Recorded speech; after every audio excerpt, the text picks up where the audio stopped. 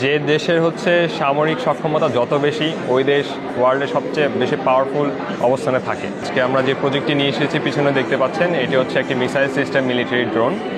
এটি বেসিক্যালি হচ্ছে বাংলাদেশ সেনাবাহিনীর জন্য বা বাংলাদেশের যে আইন শৃঙ্খলা রক্ষাকারী বাহিনী রয়েছে তাদের জন্যই মূলত তৈরি করা।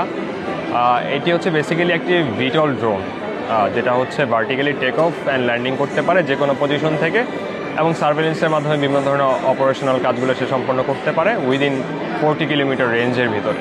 এটি হচ্ছে একটা বিষয় যদি বলে রাখি, এই ড্রোনের ফুল বডি হচ্ছে আমাদের ল্যাবে নিজস্ব ডিজাইন, নিজস্ব ফেব্রিকেশনে তৈরি করা। এটি হচ্ছে ফুল গ্লাস ফাইবারের তৈরি করা, কিছু কিছু ক্ষেত্রে হচ্ছে আমরা কার্বন ফাইবার ইউজ করেছি। তো এটি হচ্ছে অ্যারাউন্ড আপনার 9 থেকে 10 লক্ষ টাকা খরচ হয়েছে। এখন প্রশ্ন আসে, যদি এরকম সাইজের একটি ড্রোন আমরা বাইরের দেশ থেকে আনতে যাই তাহলে কেমন খরচ হবে? ওই ক্ষেত্রে দেখা যায় মিলিয়নস অফ ডলারের খরচ হতে পারে। যেমন বাংলাদেশের সেনাবাহিনী অলরেডি হচ্ছে বাইরাক্তার থেকে হচ্ছে TB2 ভার্সন ড্রোনগুলো ক্রয় করছে, যেগুলো হচ্ছে মিলিয়নস অফ ডলারের উপরে, যেগুলো রেট। আমরা বলছি না সেটার সমান সক্ষমতা সেটা অর্জন করেছে, আমরা বলতে চাচ্ছি আমাদেরকে সুযোগ দিলে আমরা হচ্ছে সে ধরনের ড্রোন বাংলাদেশ সরকার অথবা বাংলাদেশ সেনাবাহিনী বা আইনশৃঙ্খলা বাহিনীকে প্রোভাইড করতে পারবো। এটা হচ্ছে অনেক বড় এবং বিস্তৃত।